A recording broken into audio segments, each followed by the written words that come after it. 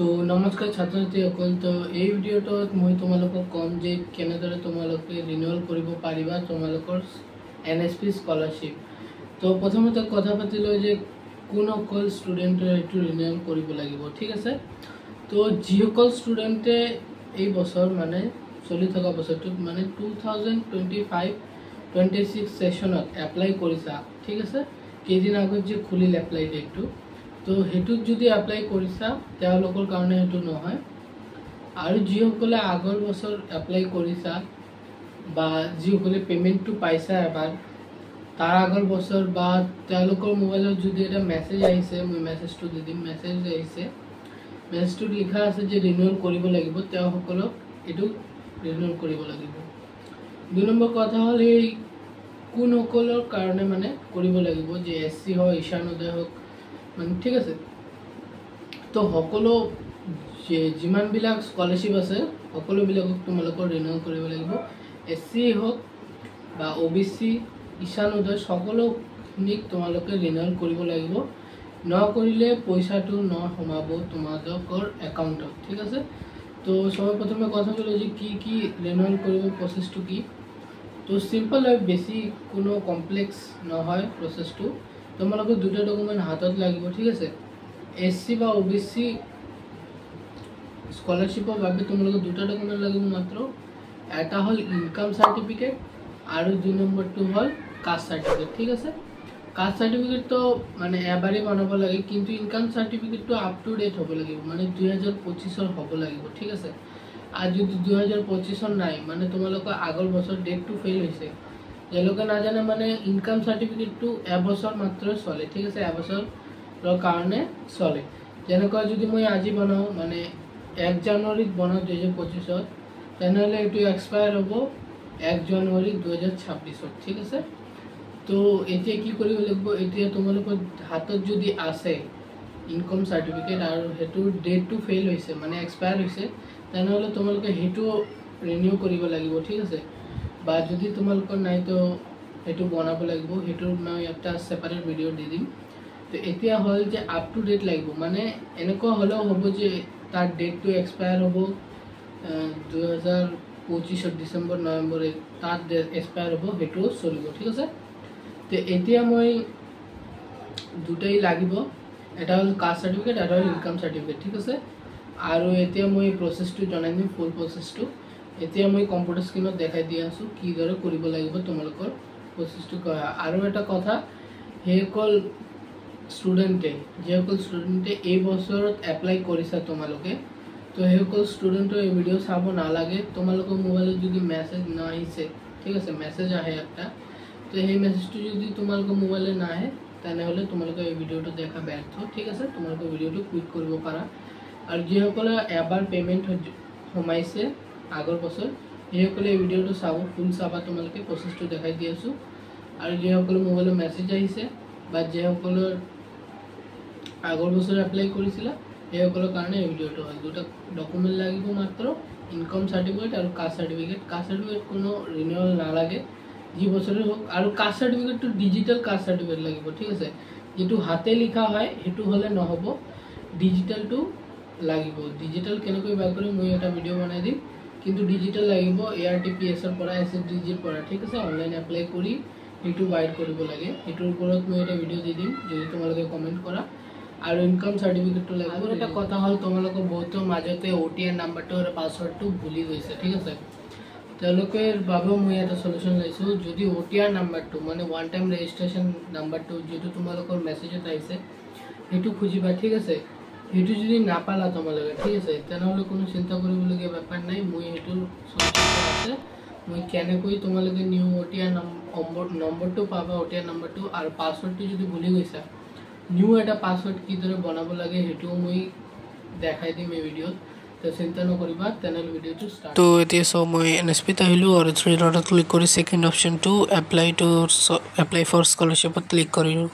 ইয়াৰ পিছত তোমালোকে অপশ্যন দেখিবলৈ পাবা লগইনৰ।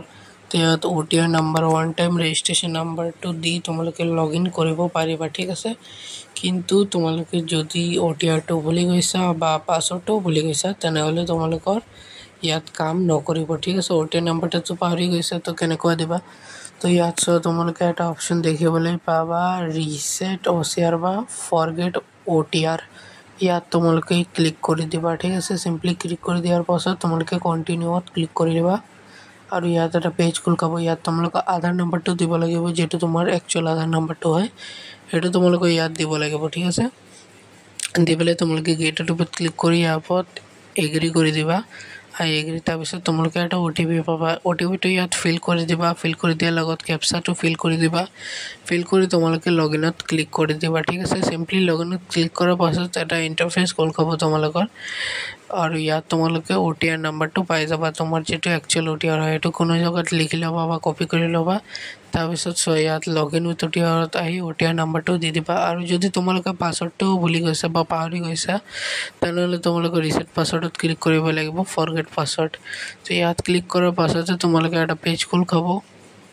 চাবা ইয়াত তোমালোকৰ OTR নম্বৰটো পুনৰাই ইয়াত দিব লাগিব তো OTR নম্বৰটো ইয়াত দি দিবা মই কপি কৰি ৰাখিছিলো তো পেষ্ট কৰি দিলো আৰু ইয়াত কেটটিভিত ক্লিক কৰি দিবা ইয়াত তোমালোকে এটা OTP পাবা কিন্তু বহুত ষ্টুডেন্টে OTP টো নাপায় কিন্তু কিয় নাপায় যে তোমালোকে আধাৰ নম্বৰ মানে আধাৰ কাৰ্ডৰ নাম্বাৰটো অন্য লিংক হৈ আছে তোমালোকে যেতিয়া লগইন কৰিছিলা NSP পোৰ্টালত তেতিয়া তোমালোকে এটা বেলেগ নাম্বাৰ দি দিছা তো দুটা বেলেগ নাম্বাৰ হৈ আছে তোমালোকৰ কাছত যদি দুটা বেলেগ নম্বৰৰ ফোনত আছে তেনেহলে দুটা নম্বৰ যিকোনো এটা নম্বৰত OTP টো যাব পাৰে বা যদি তোমালোকে মানে এটাই ফোন তোমাৰ লগত আছে আধাৰ সাথে লিংক হোৱা ফোনটো তেনেহলে তাত OTP টো আহিব পাৰে বা আহিবও পাৰে কিন্তু যেটো নাম্বাৰটো তোমালোকে লগইন কৰিছিলা যেটো DNSP হেতুটো OTP টো আহিব পাৰে তেনেহলে এটো যদি তোমালোকৰ কাৰণে মানে ফোনটো তোমালোকৰ কাছত না থাকে তেনেহলে কি কৰিবা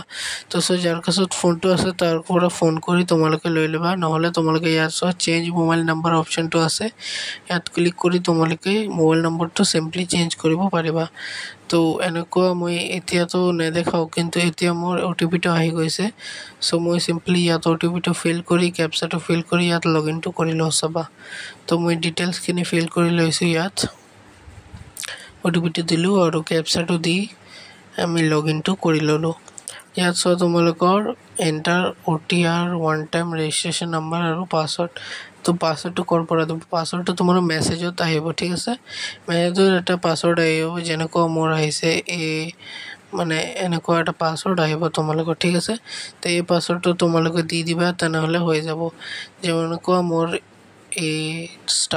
*6GB এনেকুৱা আহিছে তো তোমালোকে এই পাছৱৰ্ডটো তোমালোকে ফিল কৰি দিবা ঠিক আছে সিম্পলি ফিল কৰি দিয়াৰ পাছত তোমালোকে লগইনত ক্লিক কৰিব লাগিব তো পাছৱৰ্ডটো মই ফিল কৰি দিছো আৰু তাৰ পাছত ইয়াত লগইনত ক্লিক কৰি দিছো ঠিক আছে পাছৱৰ্ডটো ফিল কৰি লগইনত ক্লিক কৰিলো ক্লিক কৰাৰ লগে লগে তোমাৰ এটা ইন্টাৰফেস দেখিবলৈ পাবা এটা পেজ খোল খাব ইয়াত কাৰেন্ট পাসওয়াৰ্ড তোমালোকে পুনৰায় এই পাসওয়াৰ্ডটোই দিব লাগিব যেটো তোমালোকৰ মেছেজত আহে তো এই পাসওয়ার্ডটো দি তোমালোকে ইয়াত কারেন্ট পাসওয়ার্ডত এই পাসওয়ার্ডটো দিবা ঠিক আছে সেম টু সেম এই পাসওয়ার্ডটো দি তোমালোকে এটা নিউ পাসওয়ার্ড বনাই লব লাগিব তো যে নিউ পাসওয়ার্ডটো বনাবা হেতু জানি তোমালোকৰ মনে থাকে কোন জায়গা লিখি থৈ দিবা এটো বারবার লাগিয়ে থাকে তো তোমালোকে নিউ পাসওয়ার্ডটো বনাব লাগিব এতিয়া কারেন্ট পাসওয়ার্ডটো দি তো নিউ পাসওয়ার্ড বনাই লও মই তাৰ পিছত ক্যাপচাটো ফিল কৰি তোমালোকে লগইন কৰি দেখাও